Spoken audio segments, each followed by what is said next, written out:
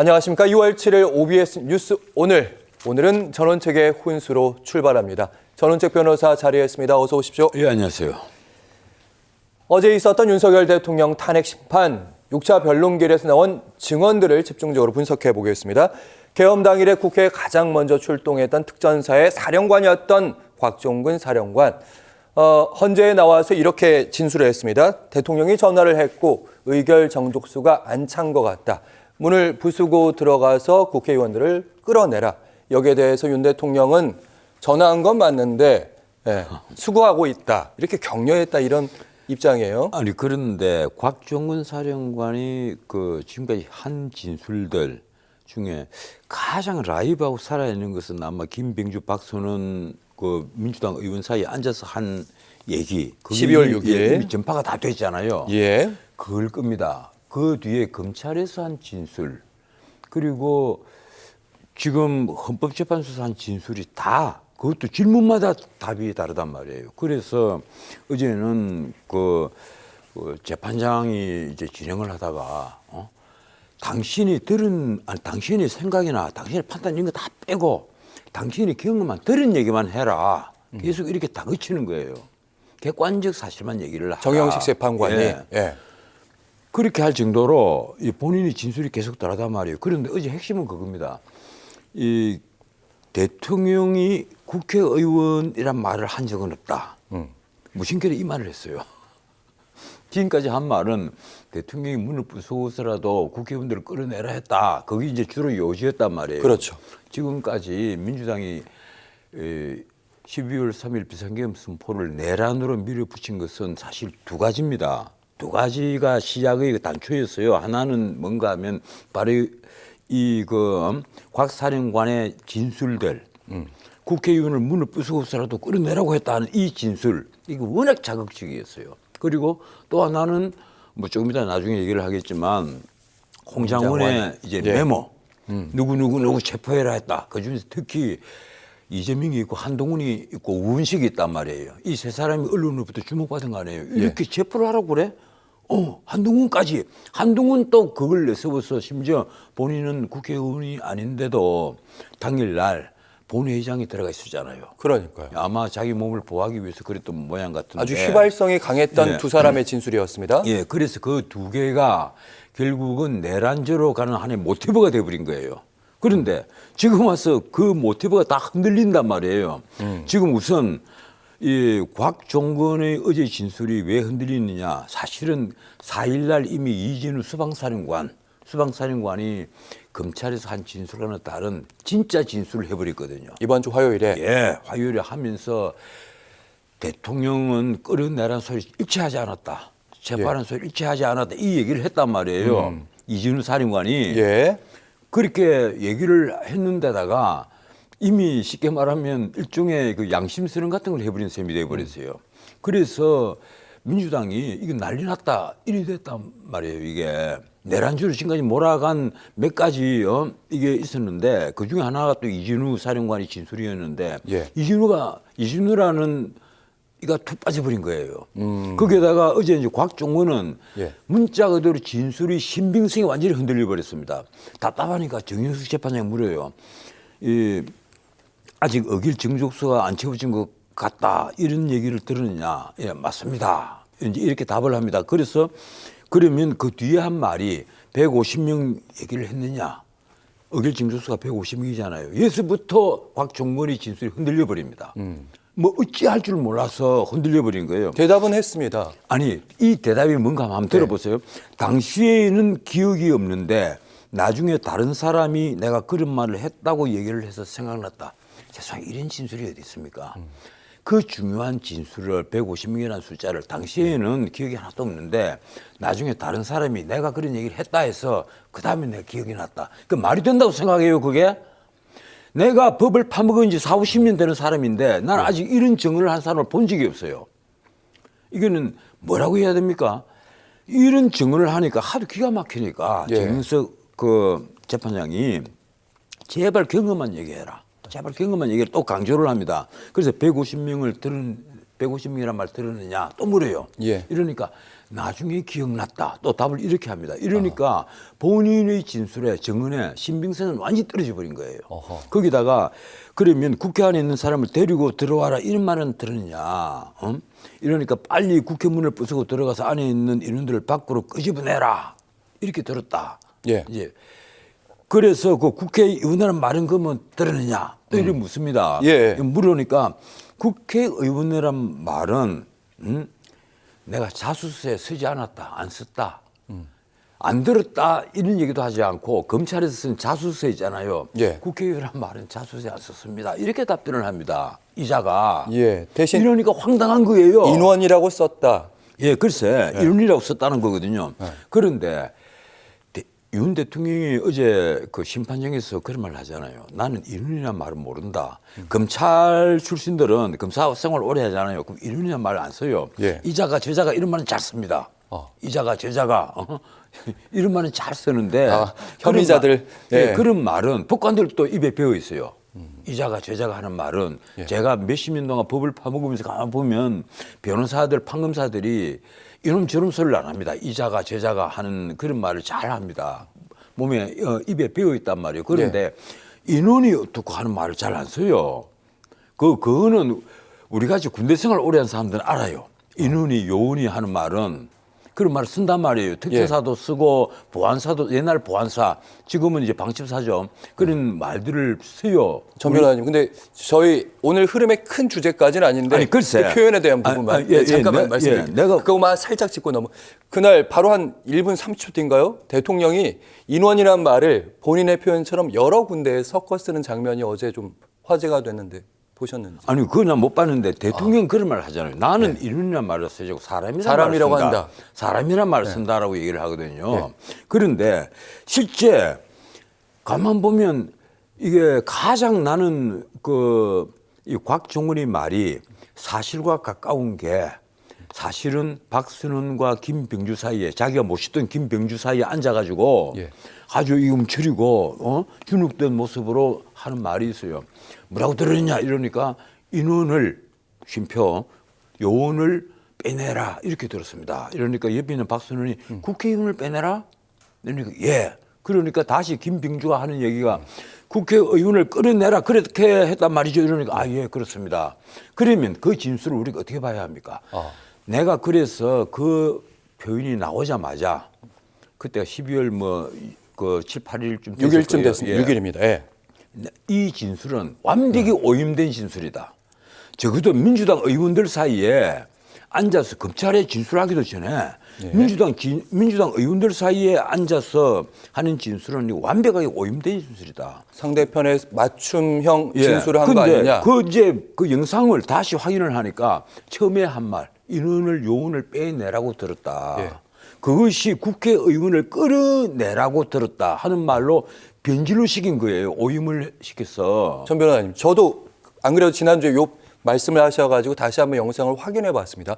실제로 곽종훈 사령관이 처음에는 제 귀에는 요원이라는 표현을 썼는데 인원을 쉼표하고 그다음에 요원을 빼내라 이랬어요. 방금 말씀하신 것처럼 바로 옆에서 국회의원을 빼내라고 했느냐 이런 식으로 서로 있었던 부분이 있었습니다. 계속해서 그렇게 주입을 하잖아요. 근데 그렇게 보일 수도 있는데 이번에 다시 한번 정리를 한 게 뭐가 있냐면 두 가지가 다 맞다. 아니죠. 그건 정리를 하면 이미 오염이 됐다는 거예요. 내 말은 왜 그런가 하면요. 저희 시청자분의 이해를 돕기 위해서. 아니요. 미국에 보면 이제 정언의 가치라는 책이 있어요. 그게 어느 교수가 쓴지 모르겠는데 거기 보면 미국 법원의 수많은 판례 중에 가장 대표적인 것이 이거 아주 쉬운 오염 사례입니다. 이런 사례는 애초에 정언으로서의 가치를 없애버려요. 어떤 측면에서? 이런 식으로 검찰 진술이나 법정에 정언하기 전에 이미 다른 반대편에 있는 사람 사이에 앉아서 이런 식으로 문답이 오고 가서 어떤 머리에 다른 말들이 주입이 되어 있다면 그건 오염된 거예요. 그래서 정언으로서의 가치가 없어져요.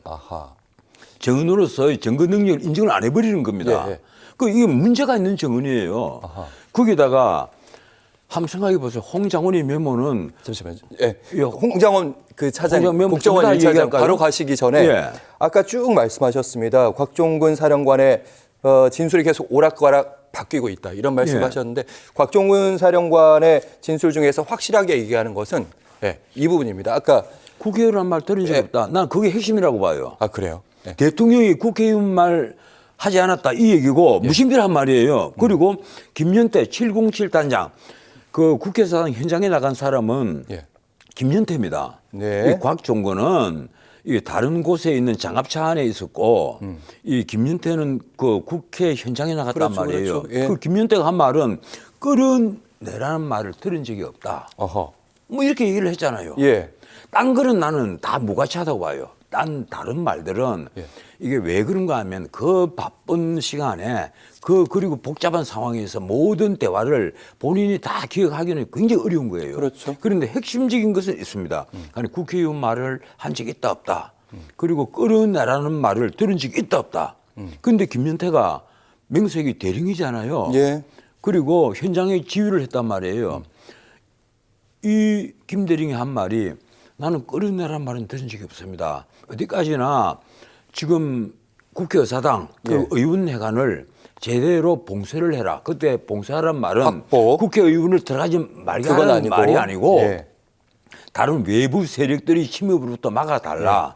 이런 지시로 들었다. 그래서 자기를 포함해서 97명밖에 안 갔잖아요. 예. 가령 그게 뭐 그렇죠. 몇백 명이 갔다면 모르겠는데 707 부대는 97명, 본인을 포함해서 97명밖에 안 갔어요. 예. 그거 가지고 완벽하게 뭐 봉쇄를 한다는 말이 안 되거든요. 전 변호사님 예. 잠시만요. 지금 김현태 단장에게는 저희가 잠시 후에 네. 예, 자료들도 많이 준비되어 있으니까 더 자세하게 얘기하면 될 것 같고 곽종근 사령관 얘기를 마저 하고 저희가 이거 굉장히 사실은 중요한 공장 키문이에요. 진술이 계속 오락가락하고 있다고 지금 말씀을 하고 계시니까 곽종근 사령관의 확실한 증언은 이겁니다. 어제 나와서 의결 영족수가 안 찬 것 같다. 대통령의 전화가 딱 2번 왔고 이게 대통령이랑 통화하는 거기 때문에 잊을 수가 없는데 아까 150명 얘기하신 부분은 이제 김용현 전 장관 부분이라서 그 부분은 나중에 부하 직원들을 통해서 들을 수 있었던 거고 대통령이 얘기했던 것은 의결 정족수가 안 찬 것 같다. 문을 부수고 들어가서 안에 들어가서 인원을 끌어내라.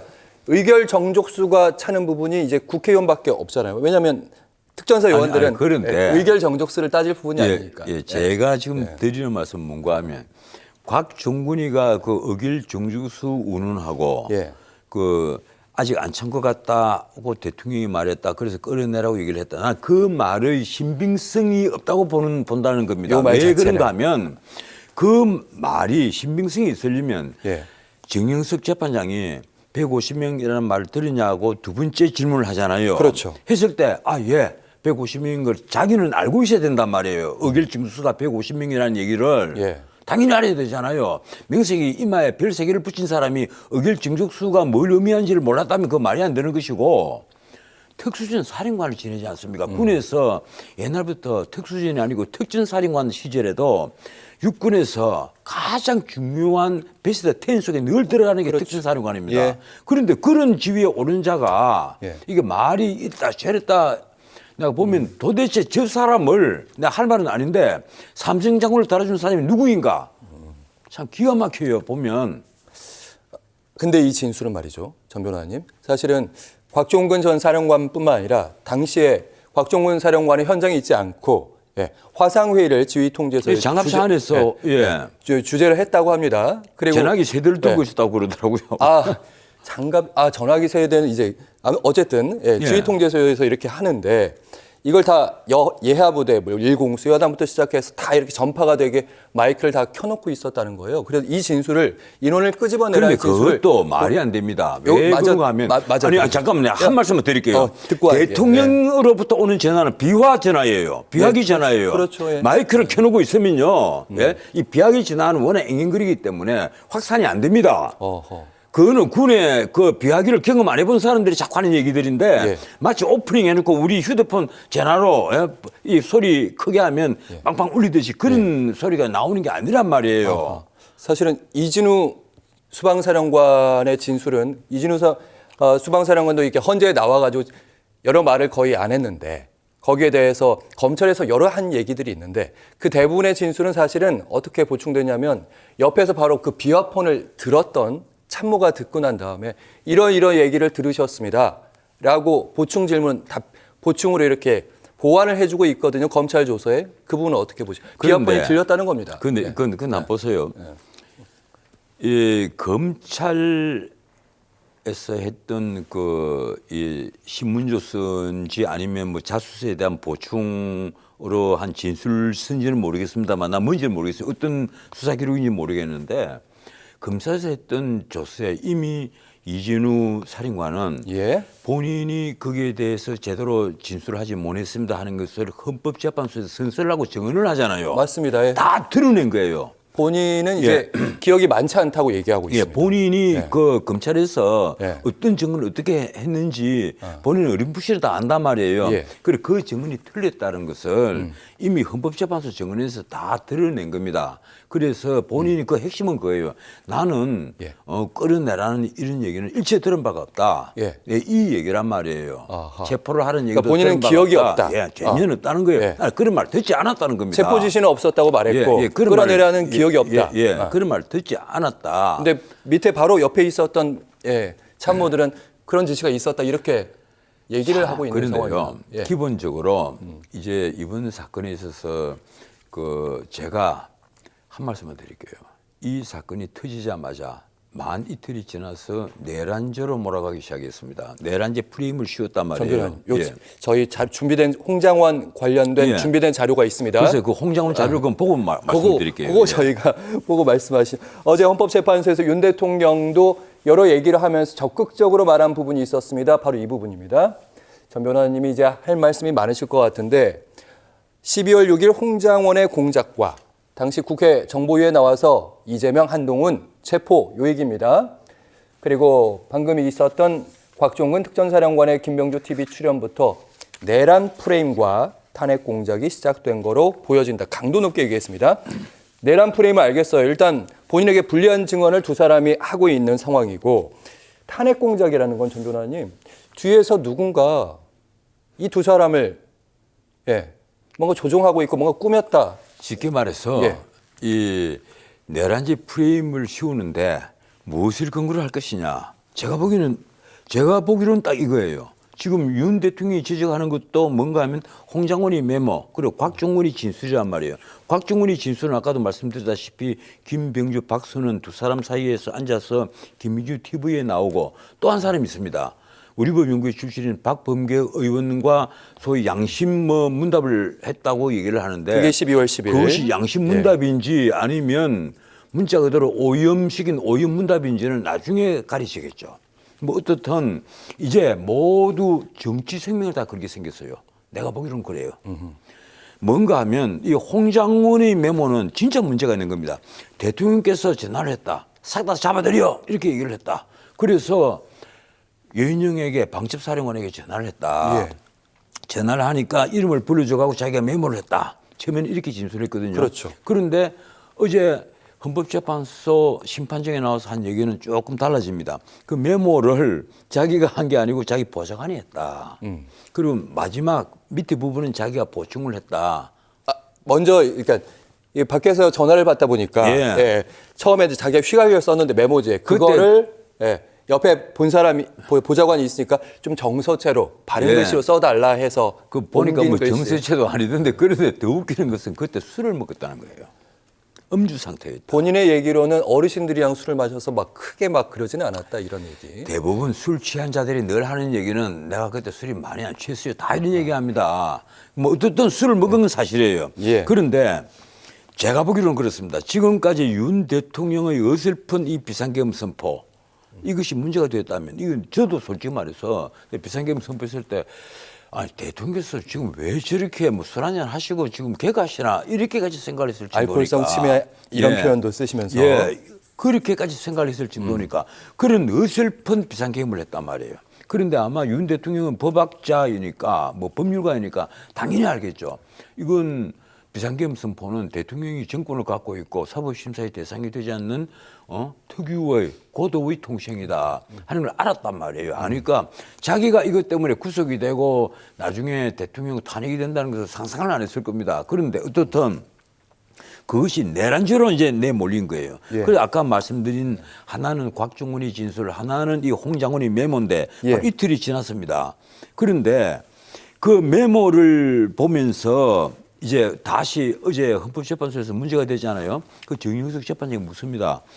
메모를 보면 검거 요청, 관로하고 위치 추적 이렇게 써 있는데 이게 무슨 의미냐 이렇게 물어요. 그러니까 방첩사령관이 검거 요청을 했었다는 말이다. 근데 이게 말이 안 되잖아요. 국정원이 수사권도 없는데 무슨 검거를 합니까? 검거를 하기를. 예. 그래서 정형석 재판장이 다시 묻습니다. 위치 추적만 받으면 됐지. 국정원이 왜 체포하러 다니냐? 여력이 있느냐? 이렇게 묻거든요. 그렇죠. 예. 이렇게 물으니까 이게 뭐라고 홍장훈이가 뭐라고 답하는가 하면 수사권이 없어서 체포권은 없습니다. 또 이렇게 대답은 해요. 예. 인정하는 거죠. 그래서 정경식이 다시 묻습니다. 그러면 왜 검거 지원을 요청하느냐? 이 검거 요청이라고 쓰지 않느냐? 검거 지원 요청이라고 쓰지 않고 검거 요청이라고 예. 쓰지 않느냐? 아, 검거 지원 요청이라고 써야 되는데 예. 검거 요청이라고 왜 썼다. 썼느냐? 이러니까 예. 홍장훈이가 한 말이 잘 걸작입니다. 생각나는 대로 썼습니다. 참 명색이 예. 거자도 이게 육군사관학교 출신입니다. 그렇죠. 예. 그래 7년 동안 엘리트. 군생활을 하다가 예. 국가정보원으로 넘어와서 1차장까지 승진을 했잖아요. 그런데 말을 그렇게 하는 거예요. 그런데 문제는 이 메모가 누구에게 넘어가느냐. 제가 신문을 쭉 보니까 이 메모가 넘어간 쪽이 누군가 하면 박선원 의원이에요. 민주당에. 아까 김병주와 박선원이 같이 앉아있는 사이에 예. 곽종원이가 중간에 앉아서 줄을 뜬 모습으로 인터뷰를 하잖아요. 예. 박선원에게 넘어갔다는 거예요. 그래서 이게 추측하기로 사람들이 저는 이거는 진실은 모릅니다. 어디로 넘어가는지. 넘기지는 않았을 것 같아요. 아니요. 왜냐하면 저 기억나기로 그 당 12월 6일인가요? 그때 그 정보위 국회 정보위가 열렸고 그때 김병기 의원인가 이건 확실치 않습니다. 이렇게 이 메모를 들고 나오면서 언론에 보여주면서 체포조 명단이라고 얘기했던 그 장면이 기억이 나가지고 그 당시 정보위가 예, 글쎄 어쨌든 제가 오늘 아침에 여러 가지 자료를 놓고 확인을 하니까 이 메모가 박선원에게 넘어가면서 이 내란죄의 프로파간다에 예. 쓰인 것이 아니냐 이렇게 이제 반대편에서 추정을 하고 있는 거예요. 그렇다면 뭐 저는 솔직히 예. 어느 편을 들기는 싫으니까 예. 그 증거도 없고 하니까 내가 뭐라고 말씀은 안 드리겠는데 어떻든 박선원 손에 들어가서 그것이 내란죄라고 공격을 하는데 자료를 쓰였다면 예. 그 문제가 있는 거죠. 왜 그런가 하면 어제 헌법재판소에서 이 메모 자체가 신빙성이 없고 부실하고 엉터리라는 것이 다 들통이 나버렸거든요. 그렇게 느끼신다는 본인이 원래 작성을 했다고 얘기했는데 그게 아니다. 술을 먹어서 보좌관이 제대로 쓴 거고 본인이 나중에 메모를 추가를 한 거다. 저는 이런 근데 거잖아요. 근데 의문이 드는 게 사실은 곽정근 사령관도 대통령께 충성을 다할 사령관들입니다 하면 그 신임을 받던 사람이었고 홍장원 국정원 1차장도 마찬가지입니다. 저 윤 대통령 좋아했습니다. 예. 각별한 신임을 받았단 말이죠. 갑자기 왜 아무리 그 민주당 쪽에 이렇게 의심하신 것 같아요. 뒤에서 혹시 민주당 의원들이 뭔가를 하고 있는 게 아닌가. 근데 이 두 사람이 왜 이렇게 충성도가 높은데 그랬을까? 글쎄요. 저도 그건 솔직히 말해서 이 모든 정황을 다 알고 있지는 못하니까 의심 가는 부분을 나는 이제 짚어드리는 건데 네. 문제는 그렇습니다. 지금 이 비상계엄 선포행위를 두고 사상자도 전혀 없고 그리고 국가기관이 뭐 헌정이 마비가 된 곳이 한 군데도 없습니다.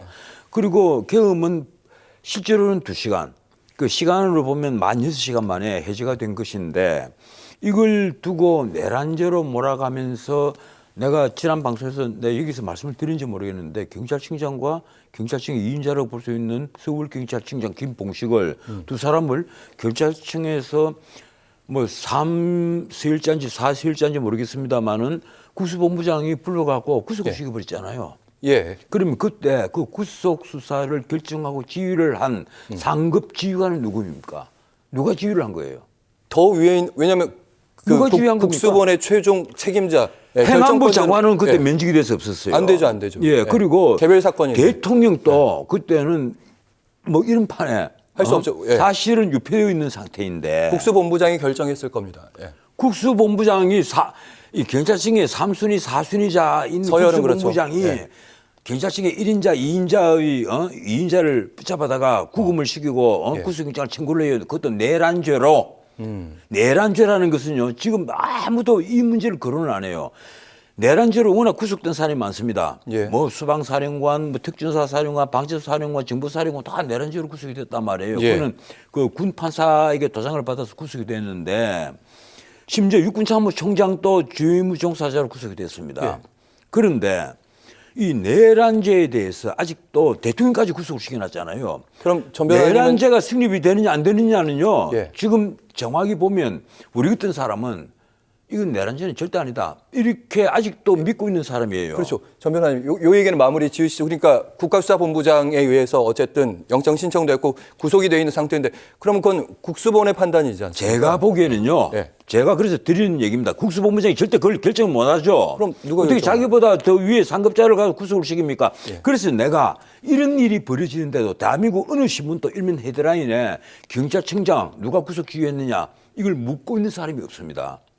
그렇다면 예. 커튼 뒤에 누군가가 있다는 얘기예요. 그렇지 않습니까?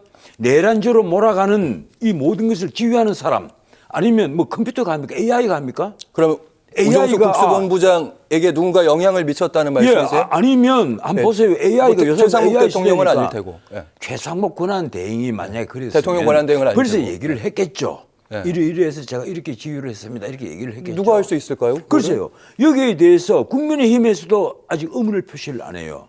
그러면 도대체 이게 뭐냐는 거예요. 이 대한민국이 도대체 이게 민주공화국입니까? 뭡니까 이게? 어쨌든 전 변호사님은 아니 국가 예.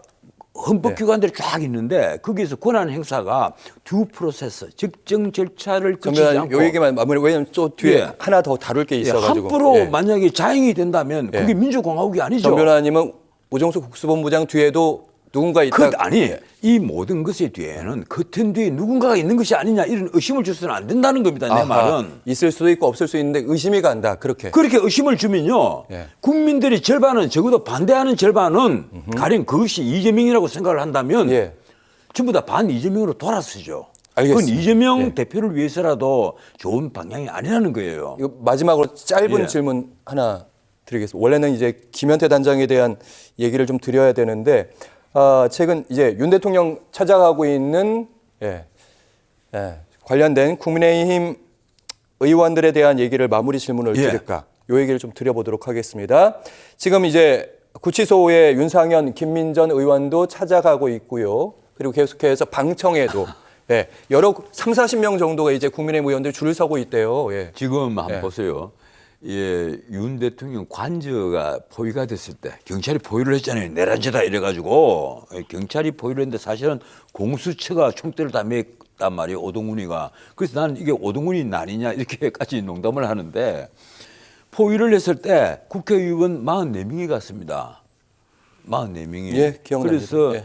108명 중에 44명이 갔는데 나는 그렇게 생각해요. 이 처음에 권성동 그리고 권영세 두 분이 그 비대위원장 권영세까지 두 분이 그 나경원 의원과 함께 서울구치소로 찾아갔을 때 조선일보 사설에 뭐라고 났는가 하면 이렇게 해서 당 지도부가 이렇게 서울구치소로 가면 중도층이 맞아요. 예, 오겠느냐. 중도층 포기한 건가? 예, 중도층 포기했느냐. 예. 이런 식의 사설을 보고 전 정말 깜짝 놀랐어요. 이게 뭐 하는 거냐. 오늘 그 윤상현 의원과 김민전 의원이 가면서 그런 말을 합니다. 인간적인 것이다. 인간적인 면이다. 한솥밥을 먹었는데 그리고 이러다고는 아니냐. 그래 구금이 되어 있는데 그리고 현직 대통령이다. 가서 잘 계시는지 또 뭐 불편한 곳은 없는지 그리고 또 당에 전달할 말은 있는 것인지 예. 또 의논을 할 일이 있는 것인지 물어보는 건 당연지사입니다. 지금요 아주 재밌는 게 하나 있었어요. 내가 장담을 하건데 우리나라의 배신자로 정치판에서 배신자로 찍히면 30초 정도 시간이 있습니다. 예, 정치 생명이 끝납니다. 예. 우리나라는 중국 이상으로 원래 중국은 어린이 나라, 우리는 천민의 나라, 뭐 저쪽에 일본은 뭐 염치의 나라 예, 이런 예. 식의 얘기를 하는데 우리도 생각 이상으로 의리를 굉장히 중시하는 나라라는 것.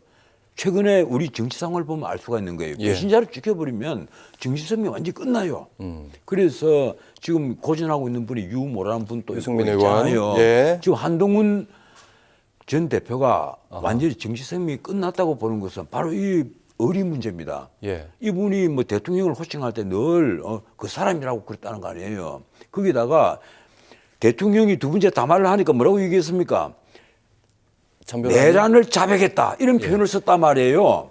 그 오늘은- 바람에 이 사태가 벌어진 겁니다. 사실은 최근에 한동훈 전 대표가 계속 활발한 행보, 조갑재 전 기자도 만났다고 하니까 삼성그룹이 그 얘기는 8년 만에 무죄를 받았으면 지금 한동훈 이복현은 문자로도 알겠습니다. 석고대죄를 해야 되는데 이복현은 사실상 석고대죄를 했습니다. 알겠습니다. 한동훈은 왜 하지 않는 겁니까? 알겠습니다. 할 얘기 많았는데요. 다음에 다시 전원책 훈수와 함께했습니다. 전원책 변호사 함께했습니다. 고맙습니다. 예, 고맙습니다.